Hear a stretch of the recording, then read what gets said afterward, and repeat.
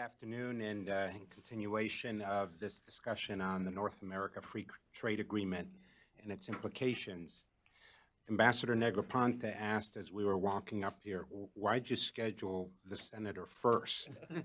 This is going to be difficult to be able to top those remarks and the discussion that he engendered, but I think it does better inform it. And I'm going to go out of order in terms of who's sitting up here and start with Ambassador Negroponte in the interest of time. Obviously, everyone up here has had a very distinguished career in government and in service to our nation.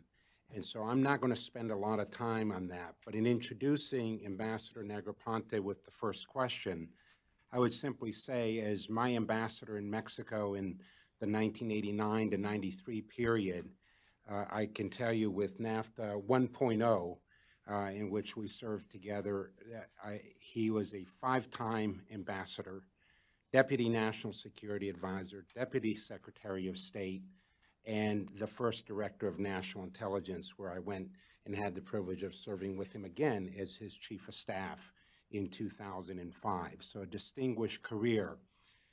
Probably because of that early start on NAFTA, take us back, Ambassador Negroponte, 25-ish years ago, to what led to why we had NAFTA in terms of Mexico's commitment to it, but also the United States and Canada. What was the vision that has served us so well over the last 25 years? Yeah, thank you, David, and good afternoon, everybody. And David refers to our service together in Mexico. It was an absolute delight to work with you and to work with you in subsequent years as well. And David did have quite a bit to do with the economic issues that we were following at that time, including the two-way negotiations. Well, it's a long story. How do I make it brief? The U.S., I think you have to start with 1985. Mexico decides to join the GATT. Miguel de la Madrid takes the decision that it's time to better integrate the Mexican economy with the rest of the world. And there ensued a period of time where we were holding trade discussions with Mexico on a sector-by-sector basis, automobiles, whatever, appliances, blah, blah. And we got to the administration of Carlos Salinas, and we sort of continued with that approach for a while. But then President Salinas went to Davos in January, I guess it would have been, of 1990. The Berlin Wall had come down. The Eastern European countries had liberated themselves from the Soviet Union. And President Salinas, he saw all these Eastern Europeans lobbying for investments and funds from different private sector investors because they knew going forward they're going to have to depend more on the private sector. And he concluded that Mexico needed to do something more to compete for the world's savings and the world's capital. And he then proposed to President Bush that we consider negotiating in North America a free trade agreement. He expected it to be trilateral. Initially, we preferred to go the bilateral route, frankly, mainly because Mr. Baker had not been enamored of the experience he'd had negotiating the FTA, the bilateral FTA with Canada, not much before then. But once we started down the road of exploring the possibility of a NAFTA, Brian Mulroney beat a hasty path to Kennebunkport, Maine, to ask to join in that negotiation, because I think he was concerned that the U.S., under the other circumstance of us having a bilateral each with Mexico and Canada, would be sort of in this cockpit where we would be just driving everything ourselves. So that brought us to the NAFTA. I really do think it happened because on trade grounds, because I think we realized that the sector-by-sector approach had exhausted its limits. Just how much more can you do that? And you really had to move to the model where you identify the exceptions to your overall free trade policy, rather than going through sector by sector and decide what in the myriad sectors of our respective economies we're going to allow in or out, which could take forever. You could actually still be negotiating a sector by sector trade agreement with Mexico. So that's kind of how it started. The other, I want to introduce the personal and the political notion because I think it was important. The Bush administration was primarily run by Texans. He was a Texan. Jim Baker was a Texan. Robert Mosbacher was a Texan. They understood then, as they understand today, the importance of trade with Mexico. So there was a sort of a political and geographic convergence there that made this possible. And so the rest is history. And the rest is indeed history, but I think it spoke volumes of the vision that President Salinas de Gortari took on as well, really in challenging his own party at the time in terms of looking at the North and really making that commitment to go into an agreement with the United States. Except that all of you who know Mexico know that everybody who works on economic policy in Mexico in the last 30, 40 years has got a PhD from MIT or Chicago or Yale or Harvard, you name it, or Princeton. The best one's from Harvard. Well, Salinas was Harvard. Pedro Aspe, who was the Treasury Secretary, was MIT, and I think the trade negotiators, quite a few of them were from Chicago. So, and I think that's true to this day. And so they were ahead of their people. And Salinas, by the way, spent a lot of time selling his public on the FTA, these so-called giras presidenciales that he would take one day a week to different states of Mexico. He would meet with ordinary people. I went with him on a couple of them, and he would sit down and painstakingly explain to them why an FTA would be in their interest. And, you know, they were not that easy to convince. There were a lot of people in Mexico who were afraid of a free trade agreement, including practically all the chambers of commerce that you could find in the country. So let me introduce Ambassador Wayne. Anthony Wayne, long distinguished career as an ambassador as well, with having served in Mexico from 2011 to 2015. He is a career ambassador as of 2010, I believe, in terms of your nomination. Served us well as a nation in Afghanistan and Argentina as ambassador, and just a long and distinguished career. Ambassador Wayne, can you give us a sense of expanding what I think was Senator Sass's fifth point about how NAFTA affected and continues to affect other elements of the relationship with Mexico in particular, but obviously feel free to talk about Canada, well outside the ambit of trade and finance. Sure. I think the Senate, those were outstanding remarks by the Senator. Second, he's exactly right on that point, that when you start trading and investing and working with others, you find other common interests and you develop those. And what we can see over the history of U.S.-Mexico relations is that this developed during the 1990s, the 2000s, the last decade. As you know, there was a large peso crisis in 1995, and then President Clinton made a bold move to support Mexico. That further solidified that cooperation, not just with the trade negotiators, but in that case with the finance people. And right after that, we supported Mexico to join the OECD, for example, the sort of club of largely developed and wealthier economies. We decided that in the Bush administration. But it took place in '96, I think, because it takes a while to get in there.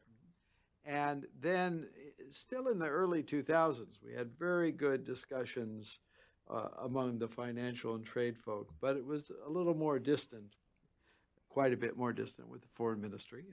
Arturo Sorocan, who's here today, the former ambassador to Mexico, and I have actually talked about this and written a piece about it, how through the 2000s, we gradually expanded our cooperation in foreign policy areas, in in other types of international work together. And then sort of a big jump forward was the creation of the Merida Initiative in 2008. And that was under George Bush, the son, and President Calderon.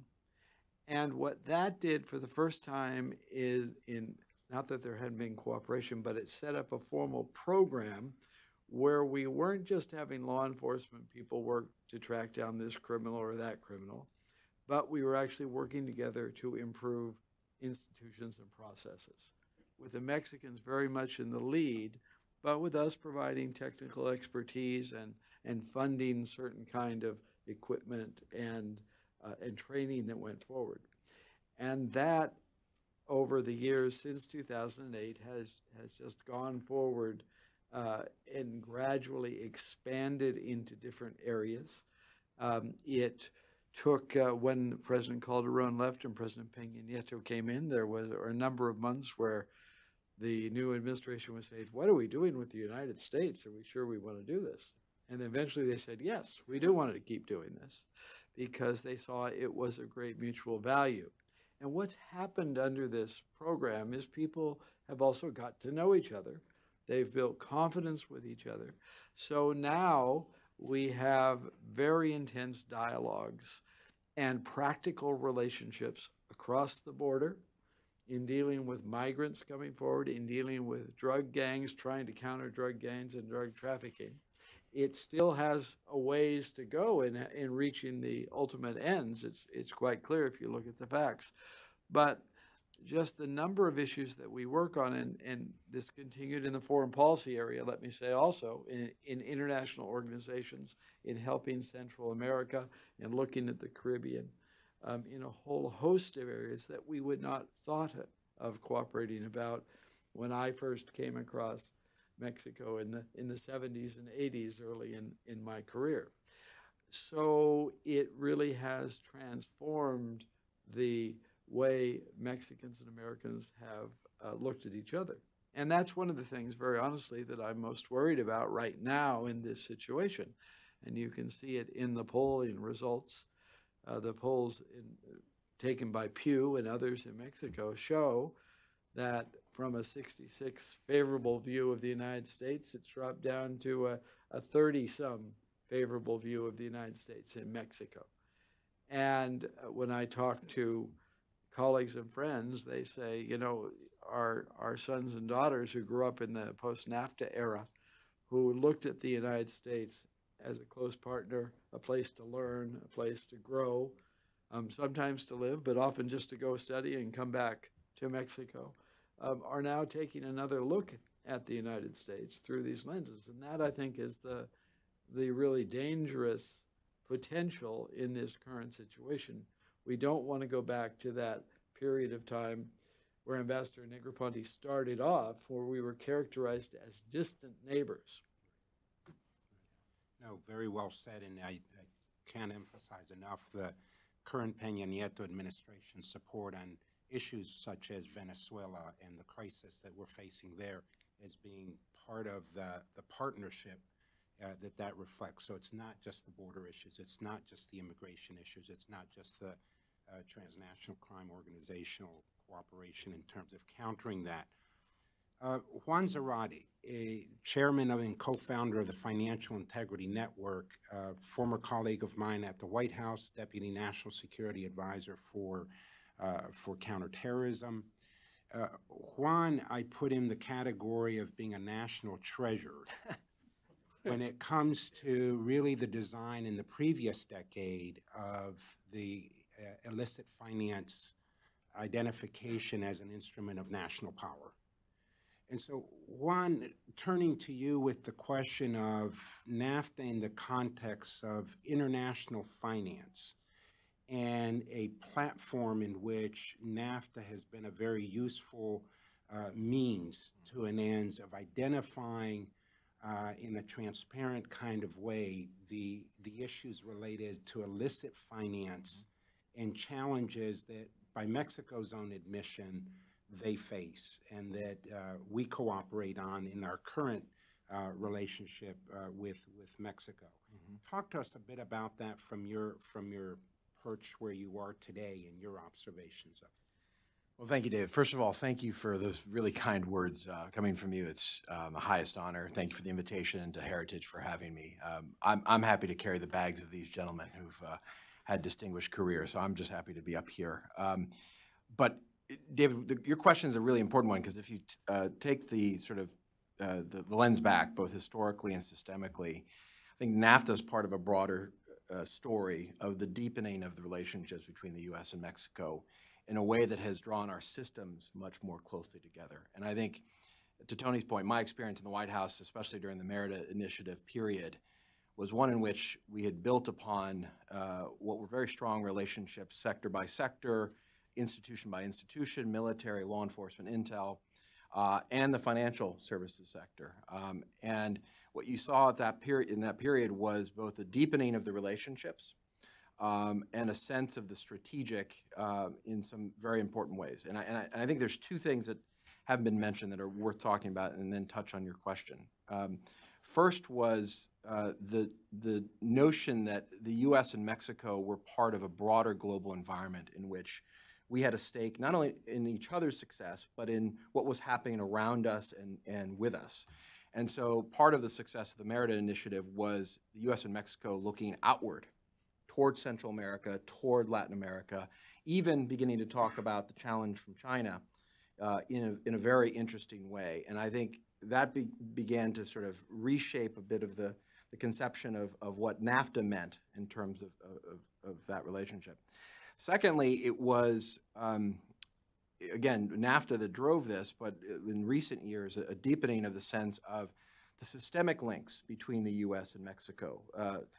The natural links of commerce and trade and communities, border communities, et cetera, are well known to us, but those between the financial community, those between the infrastructure sector, the transport sector, right, the whole controversy around trucking, et cetera. But the very notion that we were part of systemic links that were critical and important to not only economic growth and security, but also national security. And in that then was a recognition that between, in particular, the U.S. Treasury and Hacienda, the Mexican Treasury Department, that there was a shared interest in the both security and integrity of the financial system, where we faced challenges from drug money laundering, faced challenges from organized crime groups, MS-13 now much in the news, the ability of actors to move money easily globally to evade sanctions, all the things that the U.S. cared fundamentally about from a financial integrity perspective was now a part of the dialogue with Mexico. Now, that has not been without challenge, of course. We've all seen and been a part of these discussions on the de-risking of banks and the challenge there, where U.S. institutions, U.S. Treasury, U.S. authorities have demanded much more of Mexican institutions, along with others globally. But the reality has been that has forged a much deeper conversation around the systemic links between the U.S. and Mexico and what the shared values, standards, practices are, to the extent that it's actually forced and created some incredibly important innovations. The U.S. and Mexico have had a strategic dialogue, bilateral dialogue, where the banking regulators, for example, have cooperated more closely than most other regulators between neighbors, often worried about the same banks or institutions together. You've had financial intelligence units working very closely together. You've had vetted units and law enforcement working closely together on networks of concern. We've just seen recent indictments out of San Diego tied to U.S.-Mexico related links and criminality, where U.S. and Mexican authorities have worked very closely together.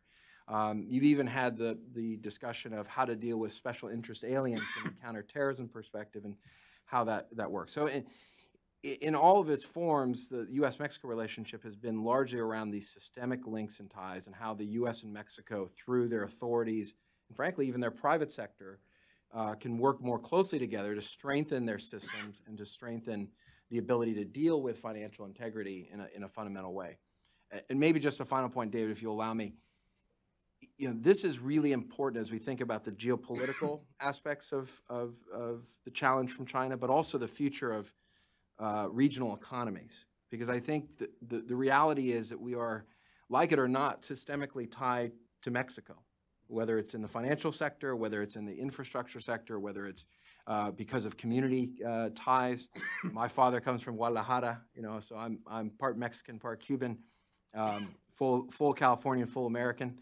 But the reality is, systemically, the ties are going to grow even more closely. And when you listen to Secretary Nielsen from the Department of Homeland Security, she's talking rightfully about the security of systems and the cascading threats and resilience that we have to be worried about. And we have to begin to think about Mexico as a key systemic partner, as well as a key element of that resilience when we think about things like supply chain security, when we think about cybersecurity, when we think about transport security. All of that is critical to our own security. And that often is an unstated strategic dimension of the relationship that goes above and beyond, catching one particular criminal or worrying about one particular money laundering case. So, David, I gave you a little bit of breathing room there. Thank you. My apologies. I have Eric Farnsworth to my left. He has had a distinguished career of really focusing on the Western Hemisphere, State Department, and the Bureau of Western Hemisphere Affairs, and with the Office of U.S. Trade Representative, as well as Senior Advisor to the White House and Special Envoy to the Americas. Eric, as you look at, perhaps as some have termed it, the necessity to reopen NAFTA, what would be some of the objectives and goals 25 years later as to what we should be looking at by way of outcomes? Well, thanks, David. And as much as I admire you, I actually was hoping you wouldn't come back. Then I could answer any question that I wanted to, I think. But indeed, I will try to deal with that question, and I'm glad that you're still with us, indeed.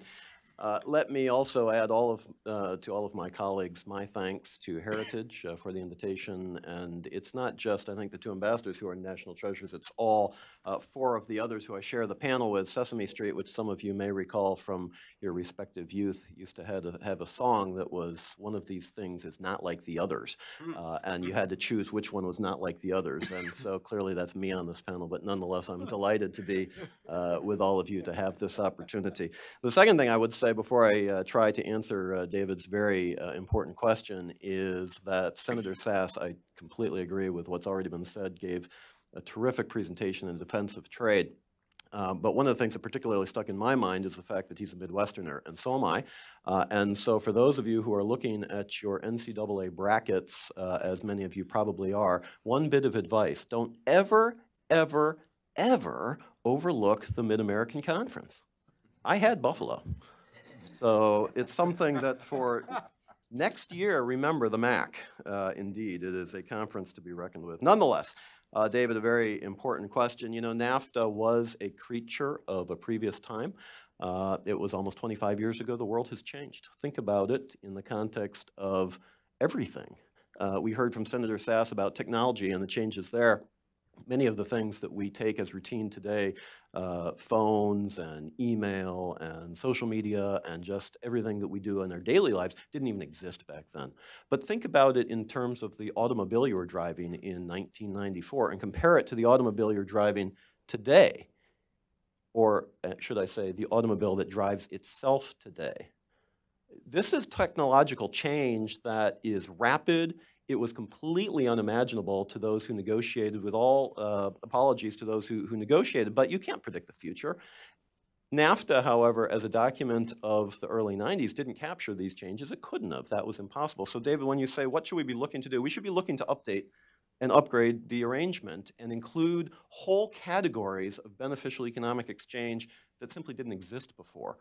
And we should also be including categories of economic exchange that did exist, but weren't included in the original agreement for political reasons, specifically energy. Now, energy was not included in the original NAFTA because it was too politically sensitive in Mexico. It was reserved to the Constitution. It was something that simply was not timely to talk about. Now it is. Mexico's gone through a reform program. energy dynamics globally have shifted fundamentally. The United States is now exporting energy as opposed to being energy dependent on other countries. This is a shift in the global economy. We should be bringing energy into a new NAFTA. And why would we want to do that? For one of the reasons that has been alluded to by the previous panelists, let me focus on it. The idea of locking in behavior. In other words, trying to determine what is permissible in terms of North American economic exchange and what falls outside of that, so that when there are reforms that are made and brought into NAFTA, it makes it politically much less likely, if indeed not impossible, to backtrack on those reforms. And that's critical. And that's not just an academic exercise. I think it was Ambassador Wayne who referenced the peso crisis in 1995. The peso crisis would not have come out the same way had NAFTA not existed back then. And the reason why is because we had seen that movie before in the 1980s, when Mexico went through a similar peso crisis, and it took them, what, 8 years, 9 years to get back to global capital markets? After NAFTA, after the next peso crisis in 1995, it took them 9 months. And why was that? Because NAFTA required certain behavior that Mexico had to take to keep its market open, to keep its borders open, to keep its trade open with the United States, and to keep it as an economy, to require certain behaviors of the political class that they could not take, that they might have wanted to take, and that they indeed did take later on. Now, all of us, beforehand, in the previous crisis, now all of us have elections. Canada, certainly, United States, Mexico, and elections have consequences. Mexico faces an election in July. We don't know how that's going to turn out. But what we do know is that if countries have come to a conclusion that it's in their best interest to lock in certain patterns of behavior for the long term, that's then going to bind the leaders of those respective countries to take certain steps. And so that's very much one of the things we should be looking at in the negotiations as we're talking about that. So for example, does it make sense to put in place sunset clauses that would require a whole new negotiation every 5 years? Well, probably not. Not in that context, nor in the context of certainty and credibility for not just investors, but for the entire people of North America who are trying to plan a future together and trying to figure out what that future looks like. And so the second point I would say along those lines is credibility. Look, NAFTA was negotiated by a Republican president.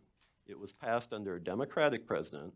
It was passed on a bipartisan basis, on a bicameral basis. That's about as solid as you can get in the context of the United States supporting and underwriting anything. If now the United States is able to unilaterally say, well, we were just joking, who is then going to come forward in any context to say to the United States, yeah, sure, we're going to take your word? And so that whole basis of trust that the three previous panelists have been talking about, it's not to say it's going to evaporate because countries have their own interests, but it will be more challenging, in my view, to be able to come to the same place strategically to say, this is what the United States is going to do, and you can count on us. Right? And so that's something I think we have to be very, very careful about. And then the final thing I would suggest is looking at where the negotiations could come out. China has already been referenced. I think it was by Juan, if I'm not wrong. And that's absolutely right. China existed in 1994, but certainly not in the same way that it exists now in the global economy. And if the United States is looking forward in terms of the ability to compete globally with China, but also with other countries, whether it's on technology, whether it's on whatever it is, you can't do that as an isolated economy. You have to do it with your neighbors in terms of the supply chains that have developed, in terms of the U.S. content that is now in all of the Mexican and Canadian production, 25% from Canada, 40% from the United States. The equivalent U.S. content in Chinese production is 4%, 10 times higher with Mexico than with China. So, if we're looking at partners to try to be able to build our own economic capacity, forget about the strategic for a minute. If it's simply economic, the way to do that is to get closer together with our partners, develop those supply chains in an even deeper way, include more categories than previously existed in the agreement and bind that in for the longer term. And then we've got the basis of a strategy that Senator Sass was talking about in terms of us needing to have something that we can rely on going forward as we increasingly seek to compete effectively with China. So I think there are a number of big issues here, hopefully, that we're keeping in mind as we're negotiating the agreement. Thank you, Eric. Let's continue to pull the camera back and open the aperture to the implications of a withdrawal from NAFTA. Tony, talk to us a little bit more in terms of the credibility, not only of the United States, were that to happen, in terms of other objectives in the Western Hemisphere and beyond, but how does China, how does Russia, how do other countries respond and react to what they would view potentially as real opportunities to come into that particular space as well? Well, there are a couple of different angles to this. One certainly is the Chinese angle, and as we know very well, they have already greatly expanded their trade and economic interaction with the rest of Latin America. And others would certainly see a sign that the United States is pulling out of NAFTA as a sign that they better develop relations with other countries. Now, very happily, there's a more positive model that took place with the TPP 11, the other members of the TPP, who many, including me, were worried that they would not be able to continue their negotiation and that China would thus have a lot of space. But Japan really started to show and demonstrate leadership working with Australia and brought the other 11 together, and they just signed in Chile this new agreement, which is the most up-to-date agreement, free trade agreement in the world, and for the first time has an integrated internet-related chapter. And it really is a rules-based agreement that binds everybody, including the least developed countries like Vietnam that are in there, and it sets good standards for them. And a lot of those, of course, are standards the United States argued for and helped get in there before it left. But at a minimum, it's these countries saying, we don't want to be left out there by ourselves, and we can do it working with others. You can have a multilateral rules-based agreement that works and that's beneficial. But the Chinese, as the senator said, as others have said, they have a long-term vision, and they're going to work at that, and they're good at having a long-term vision and working at it. They make mistakes along the way sometimes, as their post-1949 history has shown, some big mistakes. But right now, they seem to be on an economic roll. And as the senator also said, it's not at all clear that we have a strategic plan and vision to take on that competition that's out there. But it's not just about competing with China. This is a global economy where things are going to be changing very rapidly. Most observers agree the rapidity of that change is going to keep going, and it's going to mean that all competitors just have to be smarter and better if they want to keep raising the standard of living effectively of their countries and in their economies. And we need to do that, and trade is a vital part of that, and especially trade in our own hemisphere. I mean, already if you happen to have looked at one of these maps that shows who was the #1 trading partner of countries in the world 10 years ago and who's the #1 partner today, there's a big jump in China and a big reduction in where the U.S. was #1. That's a clarion call to action for us that we should be thinking with that bigger vision and working out from a basis, which should be our production basis is North America. We could make this the North American century if we do it right, or we can let it be somebody else's century if we fall back. John, Senator Sass spoke of technology being the big disruptor as opposed to trade.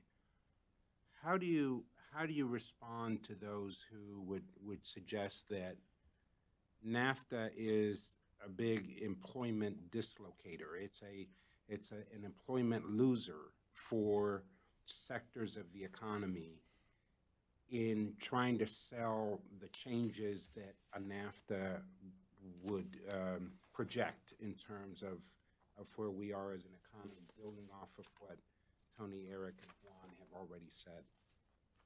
So first, let me just say, I agree with others who thought that the senator's remarks were terrific. I really enjoyed them a great deal. And also, you asked me a question about history before.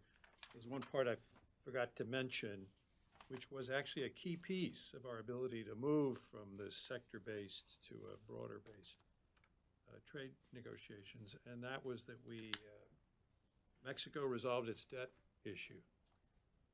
The Brady bonds and all of that stuff. Angel Gurria, who was their negotiator, and Nick Brady was involved, and Citibank, I think it was Bill Rhodes, who was leading the consortium, and that was a kind of a bellwether event. And then someone mentioned the peso crisis. Somebody who works on the issue of Greece told me, you know, if only the EU had responded as rapidly to Greece's problems. I mean, Bill Clinton extended whatever that was called, some kind of a bridge loan of $50 billion to Mexico within weeks of when this crisis erupted and saved the situation. If somebody had done that for Greece at the beginning, they might have been able to spare their entire crisis.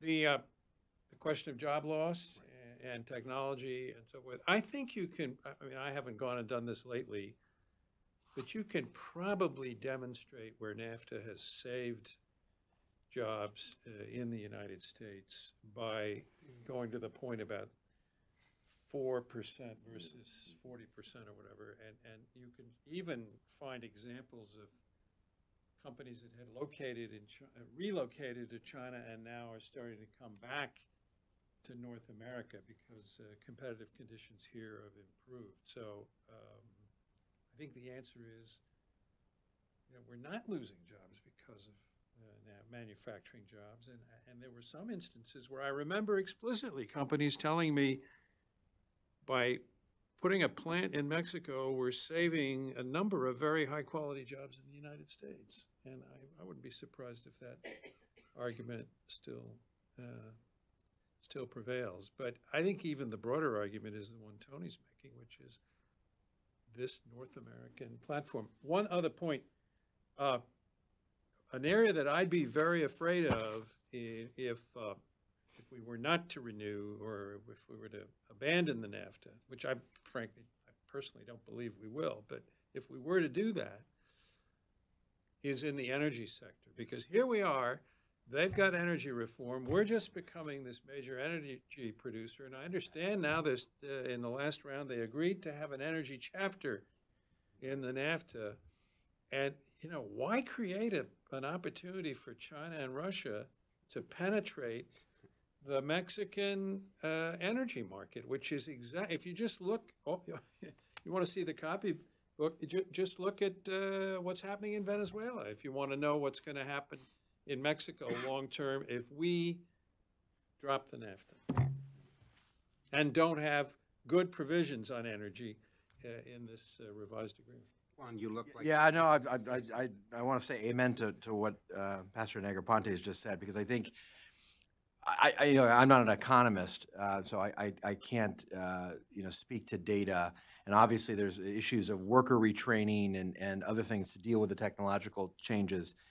But I think the reality here is if we absence ourselves from NAFTA or a trade deal that binds the U.S. and Mexico and the North American corridors Tony was talking about, we shrink the imagination and we shrink opportunity, right? And the last example that Ambassador Negroponte gave is the best, right? Because we are now at a point of being not only an energy exporter, but an energy giant in a way that has strategic impact that we haven't even fully conceived yet. And so if we shut off the aperture of the opportunity because of not only not having NAFTA in place, but creating anti-American antibodies in the system, which needs to be recognized. And I think Senator Sass alluded to this. There's a human dimension to this, and Tony, you did as well.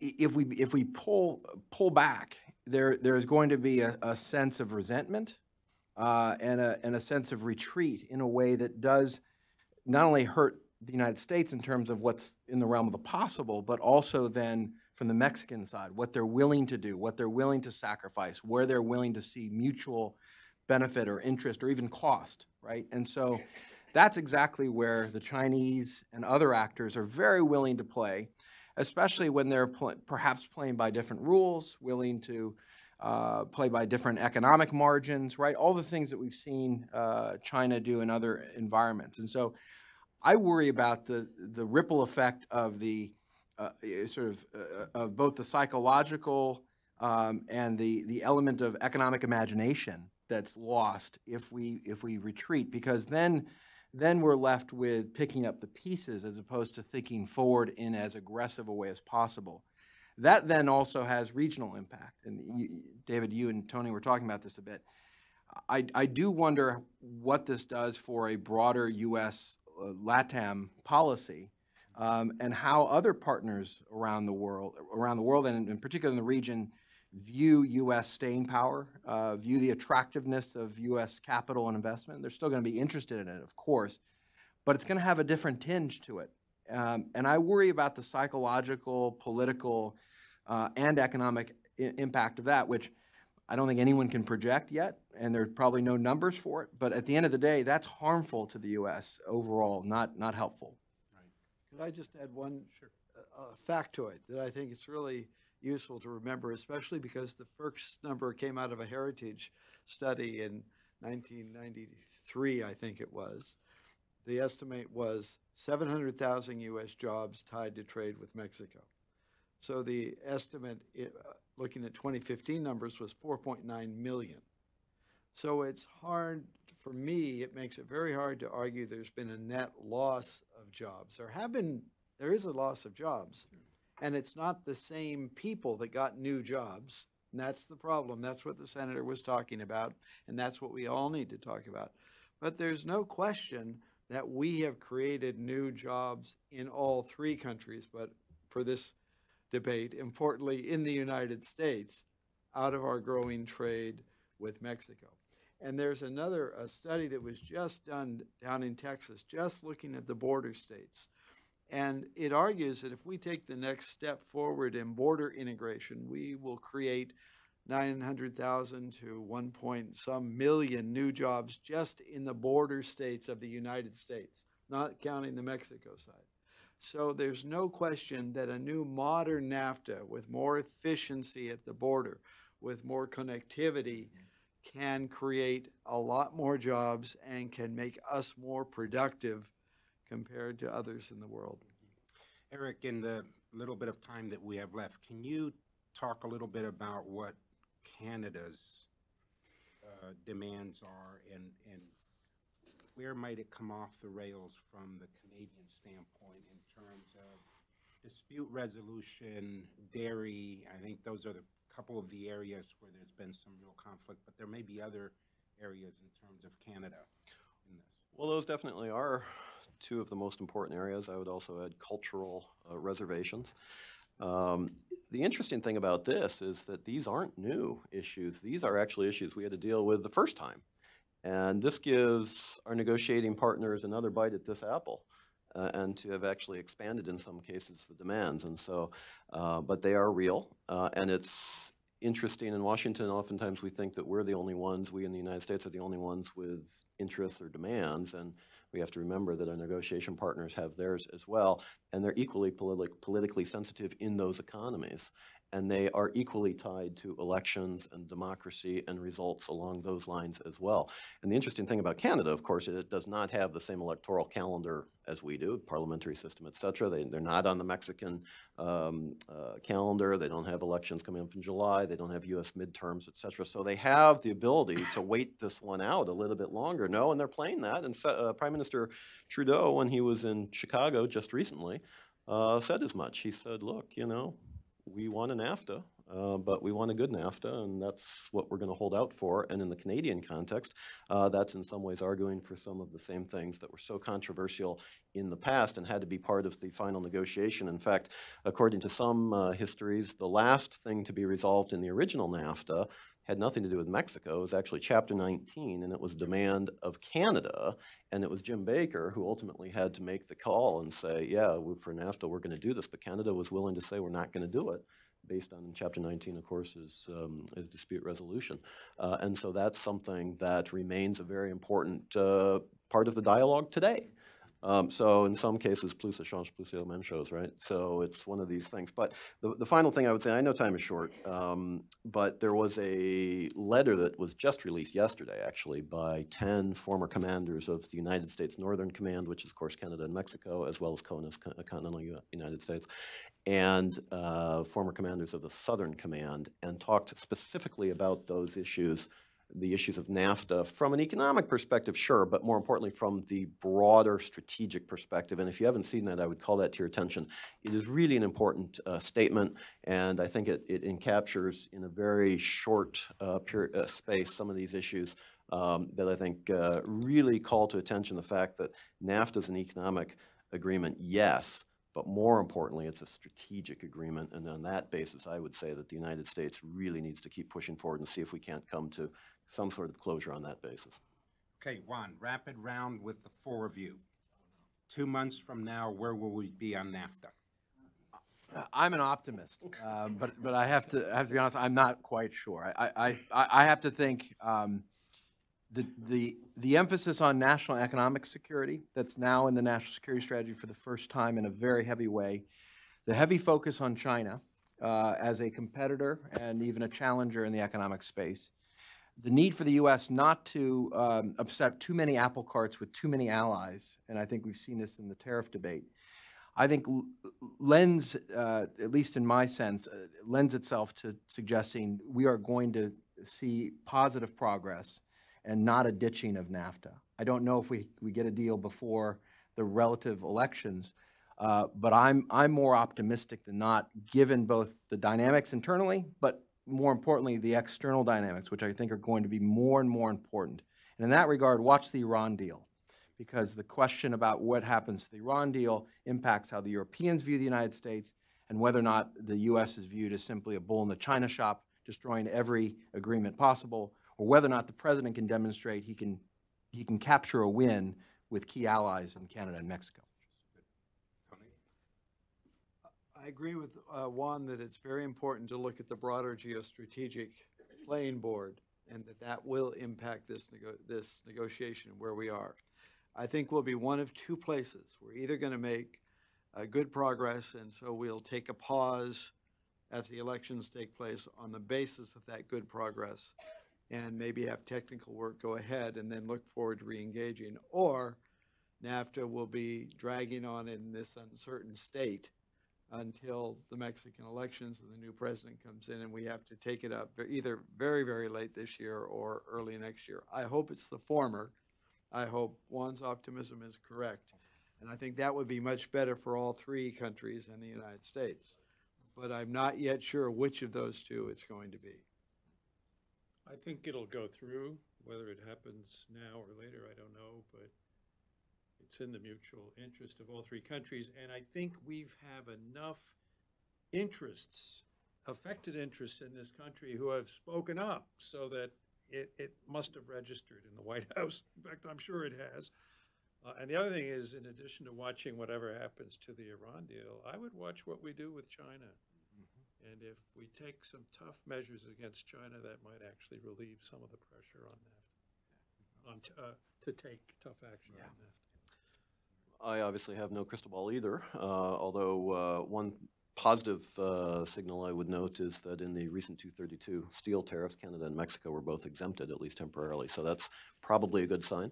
And I'm also optimistic in the sense that I think people do recognize the importance of NAFTA and are going to continue to work forward to try to bring this to a conclusion. Whether that will be done in the next 2 months, I can't say. The final thing I would say, however, is that generally to this point, and for obvious reasons, this has been a conversation among the three executive branches, but it is a apparent that the U.S. Congress and Senate are both becoming increasingly active on this as well, and are making very clear to the White House, at least, in what provisions they would accept. Don't forget, once this thing is negotiated, it has to be brought back to the U.S. Congress, and if it can't pass the Congress, it really doesn't matter at some level what's been negotiated. This is something that has to be brought into account, from a positive perspective, my sense is that Congress is increasingly part of this conversation, which it should be, it needs to be, and I think that will continue to push forward to a positive conclusion. And I would add that to the Congress, a number of governors that are Absolutely. most deeply affected as well have now joined the conversation. My call is NAFTA will continue strategic pause probably in the next 2 months, and we will be looking at it toward the end of the calendar year / 2019 in terms of closure. Anyway, thank you, panelists. Thank you very much. Thank you, Heritage, for hosting us, and go free trade. Thank you.